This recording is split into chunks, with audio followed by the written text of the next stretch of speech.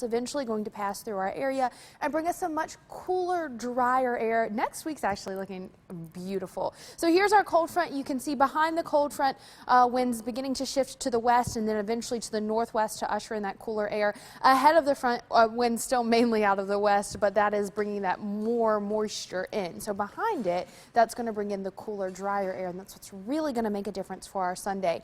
As you can see here, just a few light showers around our area right now. However, we're not done with this tonight. We still have the chance for a few rumbles of thunder and some isolated showers continuing. So if you're headed out 7, 8, 9 o'clock, make sure you take the umbrella along. Even as we head into the earlier overnight hours and that cold front actually gets a little bit closer, I do think we could hear a rumble of thunder or so. So let's take a look at that on Vipercast. Now, as you can see here, really even this model picking up on it fizzling out, but there is still the chance that we could get some moderate rain and maybe a thunder shower here or there into the early overnight. A few showers lingering around after midnight and very early Sunday morning, but what's going to happen is this starts to clear out, the cloud cover clears out, and we've got cooler, very windy though, but much less humid conditions building in for your Sunday, which will be a nice change of pace. We were near record highs today. West Palm made it to 89 degrees. Boca and Boynton made it into the lower 90s. Same thing in Stewart. It's not going to be that warm tomorrow.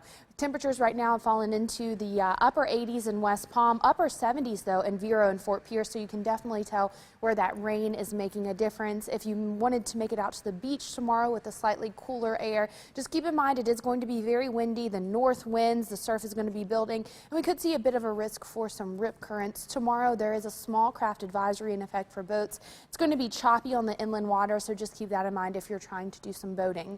Overnight tonight we'll fall into the upper 60s as I just showed you. Some rain early. That frontal passage is going to move through and shift our winds to the northwest, ushering in that cooler, drier air. We'll remain in the lower 70s through 10 a.m., mid 70s by 11 a.m. The cloud cover will start to thin. It's not going to be nearly as hot tomorrow, and it's also going to be pretty windy with those winds out of the north. Highs tomorrow only in the upper 70s, so about 10 to 15 degrees colder than it was, or cooler, I should say, than it was today. By no means colder.